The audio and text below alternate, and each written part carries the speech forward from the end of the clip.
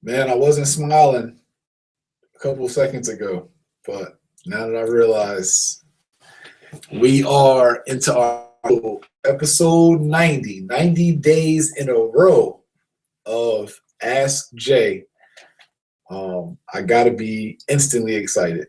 I'm happy just that we got to rock out together for 3 months straight, 90 days straight.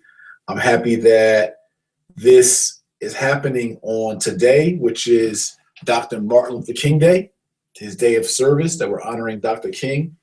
And so it ironically fell on this day. That just shows you the cards are dealt for us because it wasn't planned this way. And I'm happy that, again, I've completed and honored my commitment, and now I can move on to other ways of engaging us. We just started our Money Church Mondays tonight. That joint was hot. It was an awesome webinar. We had a couple little technical glitches, but we got it figured out, and we got it sent out, our webinar replay, and we will all be answering the questions from tonight's webinar. After this, I'll be answering our questions for our webinar attendees and sending that back out to them as well, for those of you who are part of the Money Church Monday platform. Simultaneously, while this is going on, we have a J. Morrison Academy credit mastery mentorship call going on right now. So our instructor, Will Roundtree, is giving expert advice to our J. Morrison Academy students who are in our credit mastery or wealth mastery program.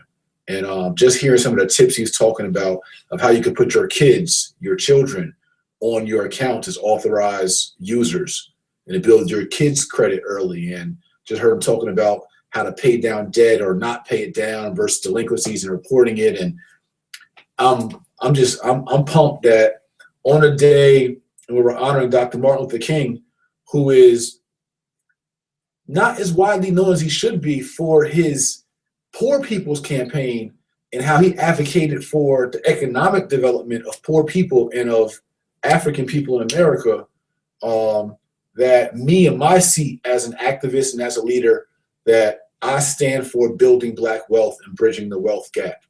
And that I use my expertise, my 11 years now, over a decade of experience of understanding credit, understanding mortgages, financing, investing, business development.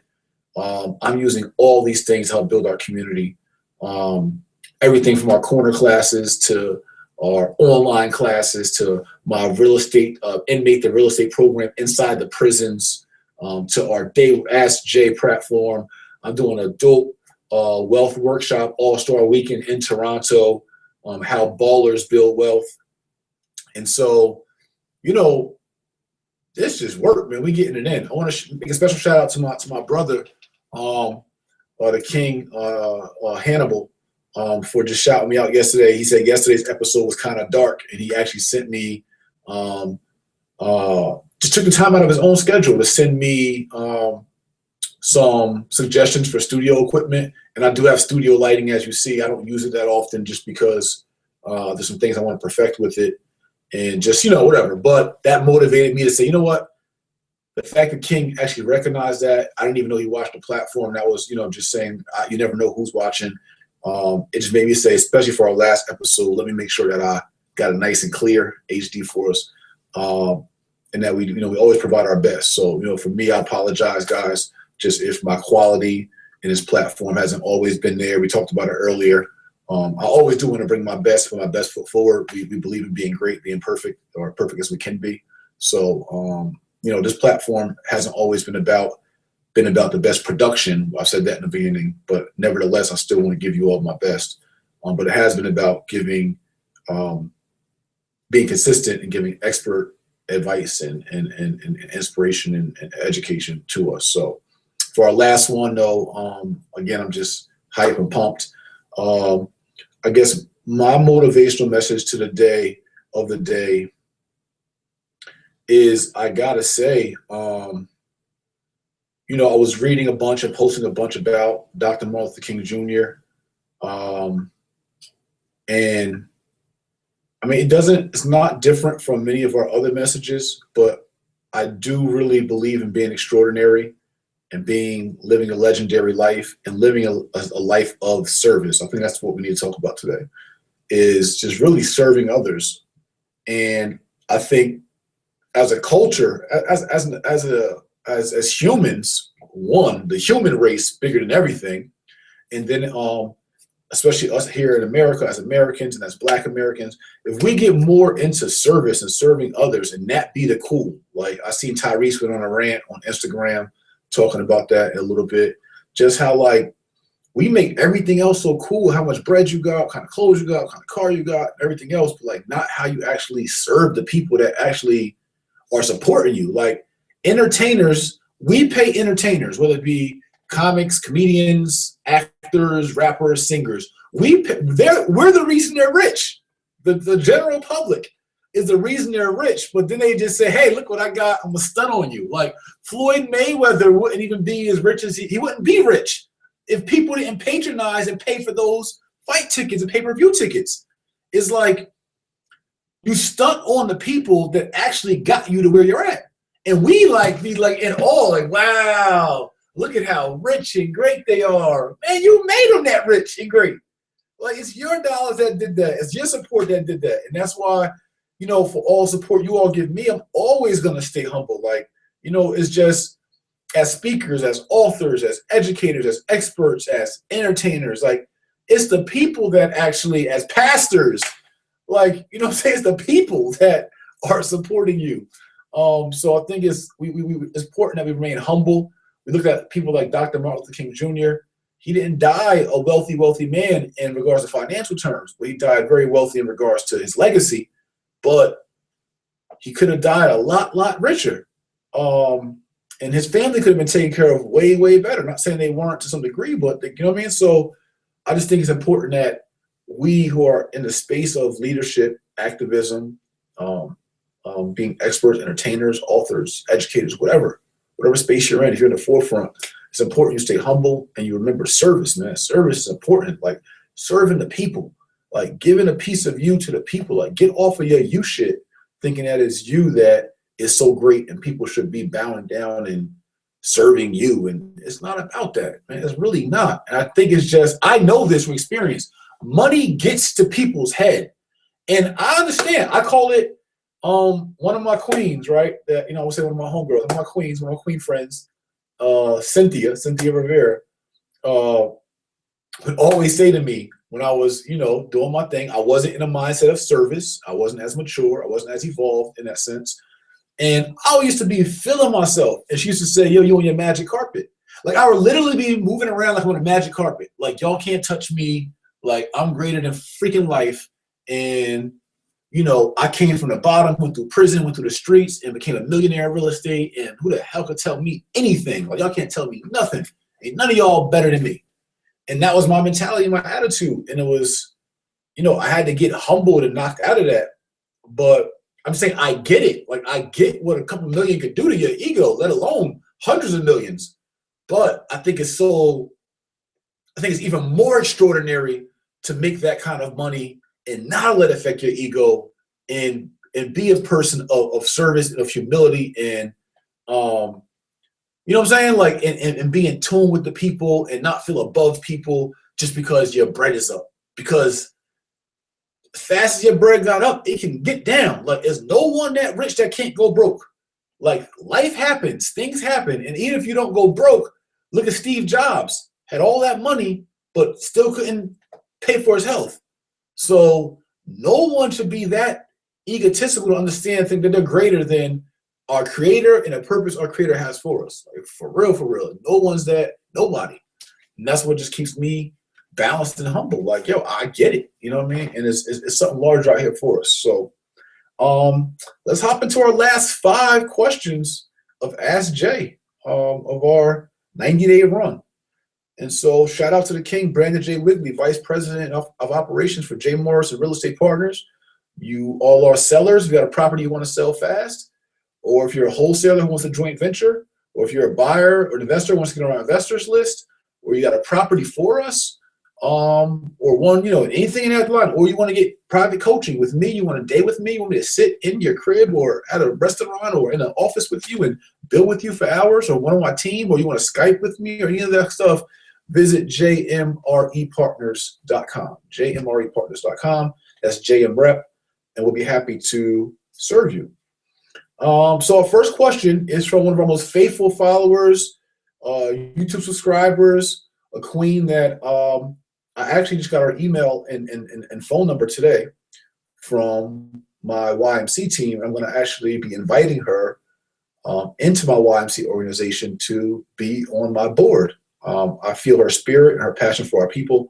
And so Kimberly Navarro, Queen, I can't wait for us to speak. And I want to talk to you about helping me with my next book, The Solution. I have it mostly written. And I think that maybe you and Queen Jazz, some others could help me finish that out, because I think it's important that I really deliver my message. I didn't finish my book. I was supposed to finish in September, so I'm way behind. And I got caught up in other people's visions and messages, I believe, as opposed to having written mine all the way out. And we could have stuck it right to my blueprints. I feel I have a clear blueprint of solutions for our people that are just very common sense. And I think everyone will truly buy in. But so Kimberly Navarro from YouTube asked, I've noticed that you have a big following of people who love and support you, or love you and support you, and who fill you with praises and compliments all over all types of social media. How do you take in all the praise and compliments? Does it make you feel like a celebrity above human, or does it humble you and uplift you, or does it balance off any negative feedback that in variations you might get? I think, in speaking to like the point I just made, when I do get encouragement or quote unquote praise, it is more just a replenishing, because I truly, when I spoke in Baltimore this weekend, I spoke for over 3 hours, about 3.5 hours. I spoke on the corner, teaching, not just speaking and lecturing, but teaching on a board and speaking. And I spoke for so long, standing up in 50-degree weather, 48-degree weather, that my ribs were hurting. Like I literally felt like I did an ab workout by the time I was done, and I was exhausted. And even in these platforms, I have to ask Jay sometimes, when I hit that button and I say ding, sometimes I am exhausted from my entire day. Again, I just did an hour webinar prior to this, and I'll be doing another video after this. And then prior to that, I was on calls and doing emails and meetings all day. And so I do exhaust myself, or I do expend a lot of energy and passion. And so sometimes that encouragement or upliftment or praises, it really is just a replenishing that practically balances me out. I mean, it does uplift me and it keeps me hype and going, but it really is a fuel for my spirit. And it is humbling, and I don't feel ever larger than life. It's just amazing to be a part of God's master plan. That's like the best thing for me, is that I do know I'm special, and I know I have a special calling, and it's not an ordinary calling. And so I'm humbled that the Creator would have chosen me to play whatever part He wants me to play in the grand scheme of things. And so I do not take that lightly. And so I take this work serious. Like, this is not play. This is for real. And for someone, as I mentioned in my Baltimore speech this weekend, and I talk about often, but I really got to my personal story this weekend, which is why it all was so long, right? I talk about real estate, home ownership, investing, credit, and my personal story, all in one engagement. Very long and robust, although everybody was locked in and engaged, which was a good thing, and intrigued. But I got multiple chances. Like, you guys hear it in my messages, but I was there living it. I was there living out, facing 3 years to life in prison at 18 years old on Rikers Island. Like, living that out, not knowing that the outcome would be me being here one day, but imagining myself being in a New York prison for 3 years to life is very stressful for an 18-year-old young man. Being on bail in New Jersey, being on bail in Maryland, and being on parole in New York, but facing a charge in Maryland for drug trafficking, facing 15 years, is a lot of stress for a 20-year-old young man. And like, I lived that. After that, having one of my workers, one of my transporters, get caught with 700 grams of coke and 5 pounds of weed, and she's sitting in jail for a weekend while I have been past these 3 felonies, and I'm potentially looking at a fourth felony if someone just points the finger and tells at me. Having that kind of stress is a lot of stress for a 24-year-old young man. Not to mention business stresses that I've been through, investing hundreds of thousands of dollars, literally nearly millions of dollars into my business, into my school, into other things that I've want to do is a lot of stress. And for God to continue to sustain me and move me forward, it just, I'm humble and I have a larger purpose. So I have these second and third and fourth chances at life, and God continues to push me forward through my mistakes, through my backsliding, through my unfocused times, through my extremely focused times. And, you know, all of that keeps me in a space of, you know, just that, all that makes me me. Like, this is my real life. That's what I'll say. It's my real life. Like, this is not even like the hypothetical. This is, you know, I wish a lot of you all could have been there, like to really see like, yo, you really, it's, you know, this is my life.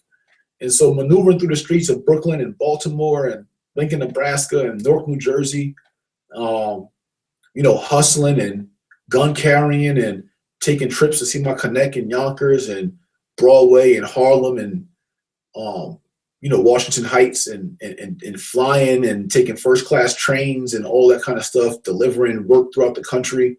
And work, I mean drugs. You know, having that be my real life experience is really, really, really crazy. And so I know that so many, I get a call probably twice a week from one of my kings that's in the feds doing 12 years, and he got a few more left. And I got another king that's doing 19, another king that's doing 9.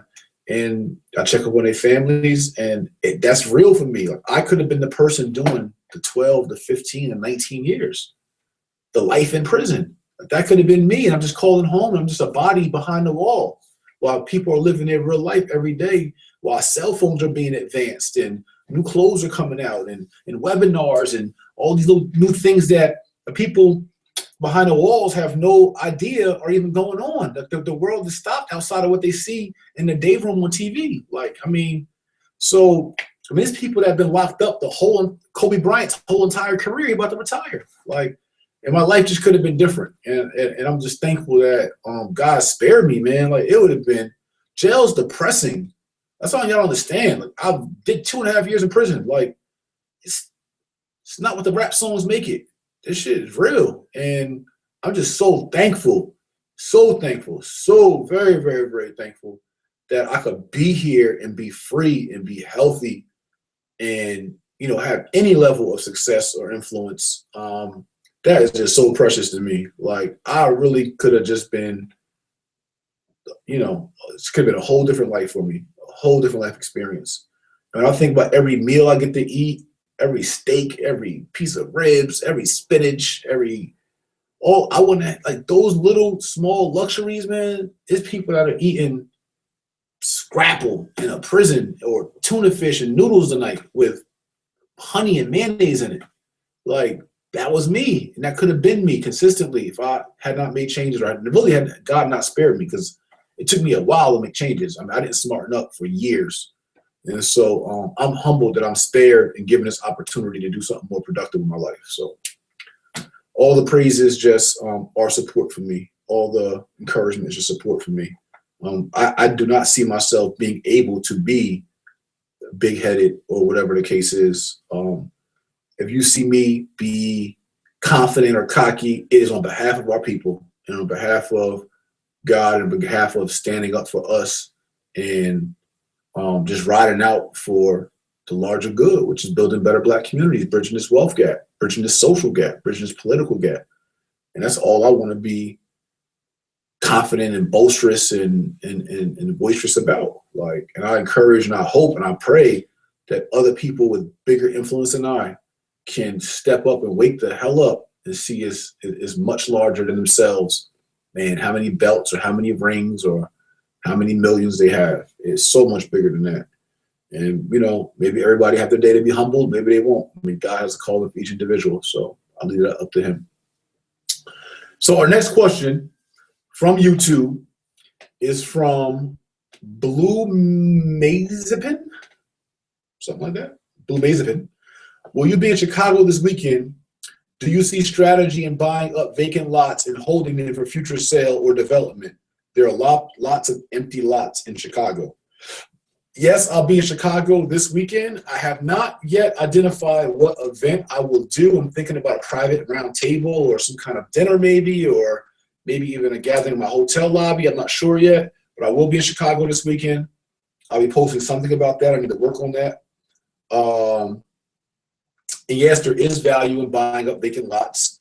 You still want to have some kind of strategy to it. You still want to do your due diligence and see what kind of end value they could have or what is going on with the master plans of the town or city, etc. But there certainly is value in the buy and hold approach of even vacant real estate. Yes, correct. Now from Facebook, Marty Baker asks, when does your nationwide tour kick off? I remember you saying something about it before. Yeah, we are trying to work that in. It'd probably be the second quarter, which is the second set of 3 months in the year. I do have a regional tour that I'm about to do in collaboration with another brand. Where I'll be hitting 4 cities. I will be getting to the Bay Area. I think that is likely. But I will be doing that tour, and we will start our Day with Jay tour. We may start promoting tickets for that over the next 30 days. So my team and I are just figuring that out and just getting the logistics down, trying to match up dates and all that kind of stuff. So yeah, be on the lookout for a national tour. And guys, don't be lazy. Just make sure you are on the email list at jmorrison.net. Put your name and email in, or go to jmorrisonacademy.com. Get your Wealth DNA kit. Put your name and email in. Get your free Wealth DNA kit, which includes your daily budget, weekly budget, monthly budget. Use those budgets, but in addition to just getting your Wealth DNA kit, you will also get be on my email list through the Academy and get all the updates. And now from Facebook, Francine Paul asked, thank you for your 90 days. What was your favorite episode, if you can ever remember? Well, that's funny because I was going to actually email you guys or ask you guys, do some kind of campaign to see what your favorite episodes were of Ask Jay. I want to do kind of like an Ask Jay, what's it called, compilation, or kind of project, and see what everyone's favorite episode was. If I could, I'm loving this episode right now. Honestly, I'm thinking this is pretty bomb. I'm loving this episode. I could think back to, let's see, one of my favorite episodes. I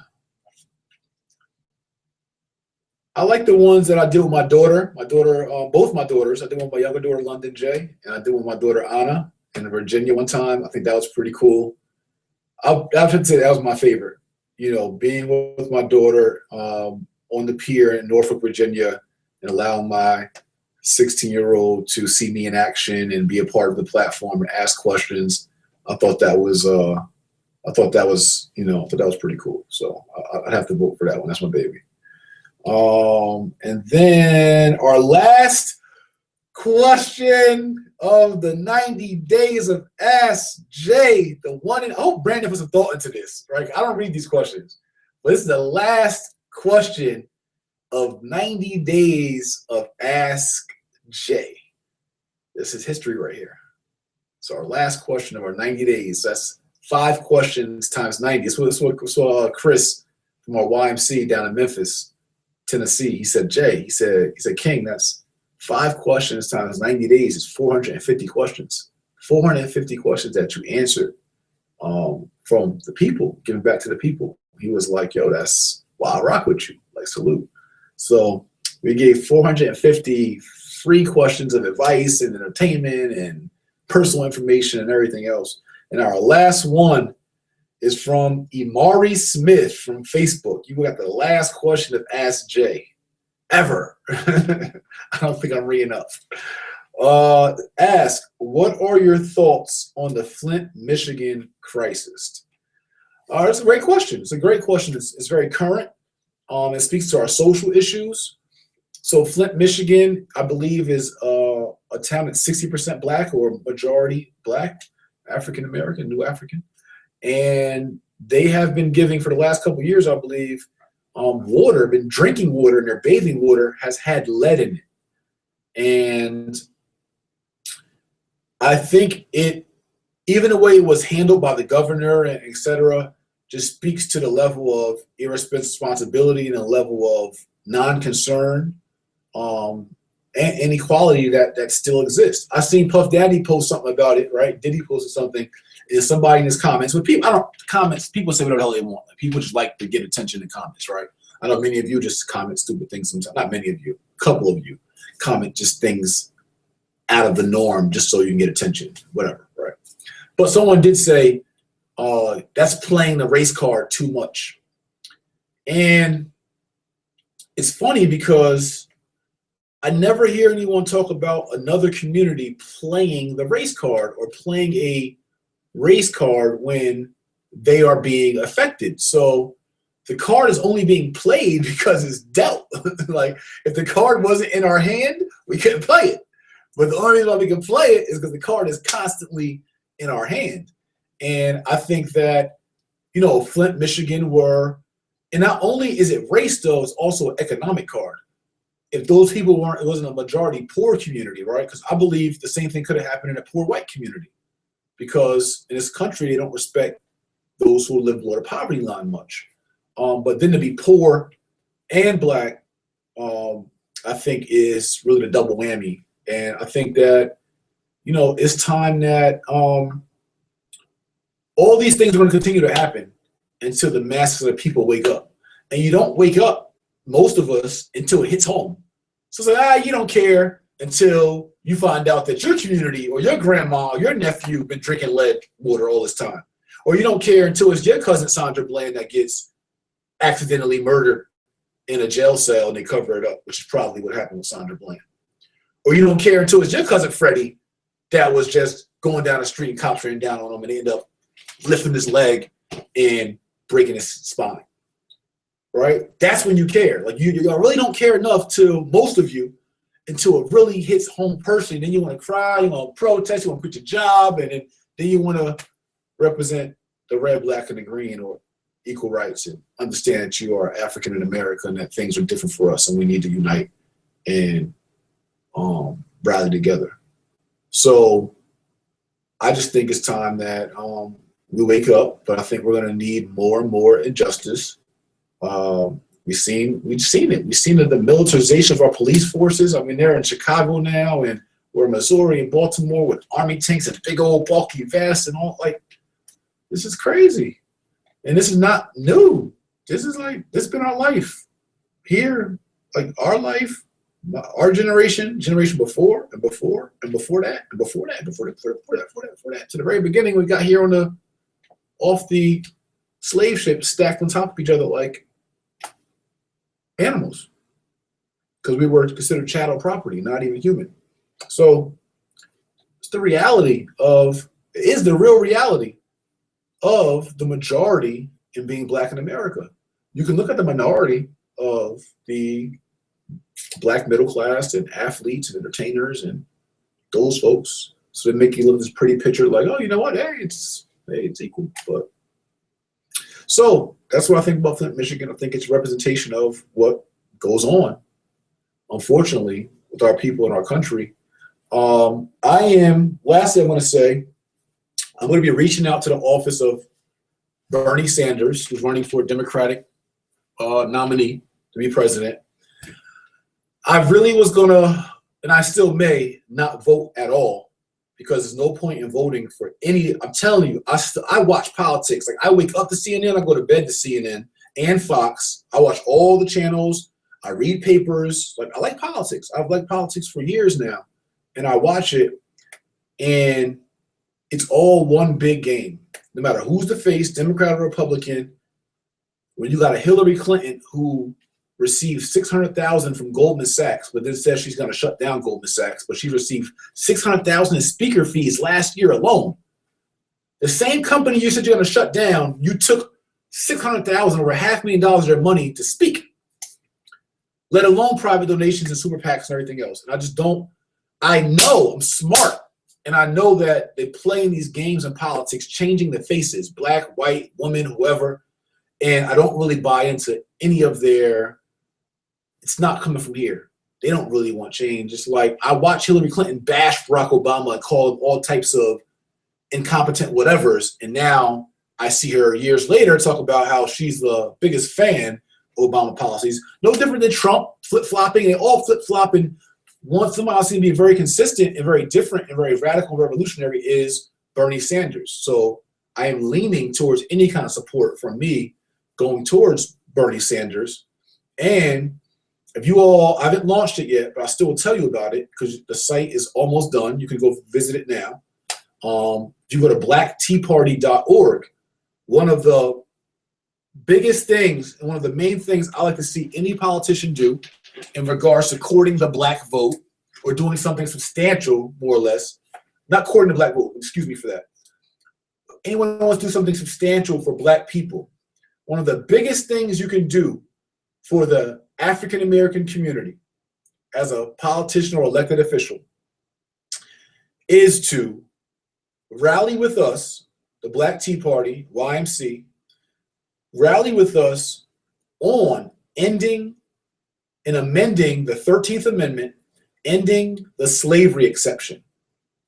We commonly think the slaves were free, but if you read the simple little paragraph that piggybacked the Emancipation Proclamation, our 13th Amendment said that slavery and involuntary servitude in America is abolished, right? Means it's abolished, it's done with, except you commit a crime. Immediately, it wasn't even like in a hidden paper. In the same paragraph, they ended slavery with the exception that someone commits a crime.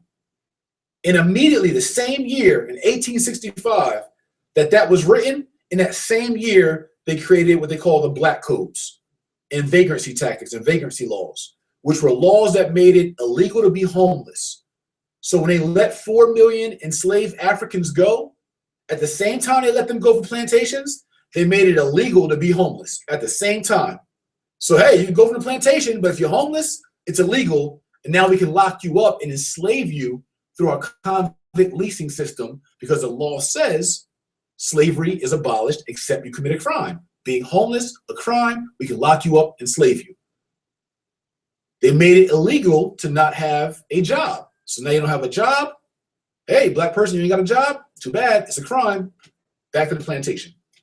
They made it illegal to walk on the certain side of the railroad tracks after 6 p.m.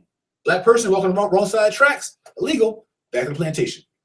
They made it illegal to not have a job a white person approves of, back to the plantation. All the way up to them making laws to current day stop and frisk, the way we're targeted on our highways, the Jersey Turnpike, the state troopers have big cases. In Ferguson, the way we're targeting people, and the 3 strikes you're out, the war on drugs, COINTELPRO in the 60s and 70s, they were targeting all our civil rights leaders. Anytime that our government, our politicians were making laws that targeted black people, the underlying motivation of that was that by making laws that affect black people, the Africans who were left over in America, right? We're still Africans. You call us black, we're still Africans. We was Africans when we got here, we're still Africans now. Ain't shit changed. So any laws that affected us, what it did was it gave them the exception and the right to make us slaves. You say, wait, that's a strong word, but I've been in prison working, cutting down trees with jigsaws in prison at 18 years old with other men in upstate New York for working for 30 cents a day, which is involuntary servitude. I didn't volunteer to do that. I didn't want to do that. They made me do that, or I would go to a worse prison. So not to mention all the other jobs, and this is not private prisons. It's just not a private prison thing. This is a federal prison thing, a state prison thing. When you go to county jail, they don't pay the workers that mop the floors, that cook the food, that make the breakfasts 5 in the morning, 4 in the morning. The trustees, they don't pay them. Involuntary servitude, AKA slavery. But it's illegal in America because the 13th Amendment says so. So if a revolutionary senator like a Bernie Sanders rally with us to say, you know what, in America, we're going to change the 13th Amendment. It is simply no slavery, no exception. Period. I don't care what kind of crime you commit. You cannot be enslaved and made to work for free or below minimum wage. If that happened, one, these private corporations would stop funding funding these politicians who make the policies, and the judges who give the long sentences, and the prosecutors who make the long sentences for black people. That would stop happening so often because there's no perk to having us locked up because you can't get our free labor. So if you lock us up for a substantial time or lock us up for stupid crimes, you would then have to pay us a fair wage as we work in jail, which would then allow us to come home to a substantial amount of money and actually get on our feet, or allow us to send money home from jail and take care of our families and keep our sons and daughters off the streets or off the stripper pole or off the block or off the corner, or be able to help our wives take care of our kids or put them through school. So there'd be less reason to lock black and brown people up if there was no exception to slavery and involuntary servitude, which is a very easy and fair thing to say, hey, no slavery, no exception. Why would we want that in America in the 21st century? And so that's the Black Tea Party's first initiative, is simply to say no slavery, no exception, no slavery, no exception in America. And if you lock someone up, don't make them work. Or if you make them work, you have to pay them a fair wage. It's simple. Because the penalty for your crime is your freedom being taken. The penalty should not be slavery. It should never be slavery in America, especially after the 246 years of slavery that we gave. So with that, I'm going to end our 90th episode of Ask Jay. This is what I'm on. You want wealth education? JMorrisonAcademy.com. You want individual wealth training and real estate training? JMorrisonRealEstatePartners.com. You want me to come speak or engage your audience, or you want to find out more about me and my initiatives? JMorrison.net. And if you want to fight with us socially and help build better black communities, youngmindscan.org. And I'm also launching this year the blackteaparty.org. You can visit that site. So this is work. This is Marcus Garvey's work. This is Malcolm X's work. This is Elijah Muhammad's work. This is Dr. Martin Luther King Jr.'s work on his day. I believe in solutions for our people and getting to work. Enough talk, more action. Peace. I love y'all. Thank you for riding with me for this 90 days. It's been my pleasure to serve you. And I look forward to the other things that we will definitely do together. Tomorrow, again, we'll be outside of Philadelphia in King of Prussia for our Building Black Wealth seminar. It's going to be amazing. If you can make it, make it. It's going to be good. I promise you. I'll make sure that, as you guys should know by now, over these 90 days, I put my all into everything. So you can register for that at theroievent.com. And I guess I can't say I'll see y'all tomorrow. It's over. It's a wrap. Like, watch old episodes. Watch the ones you didn't see before. Like, this is all we got. It's our first album, Ask Jay. I do got some great YouTube videos coming out this week. I just got them finished being edited. I got the corner class video coming out. I got some stuff from some coaching clients I told you guys about, life lessons of Jay Morrison, volumes 1 through 4, that'll be coming out as well. So I'm working, man. I'm working for the people, man. It's us, man. Team us to me. You know what I'm saying? YMC, New Role Models, JMA, Wealth Builders. Peace. Ding, ding. We out. It's over. It's over. No, don't go, don't go.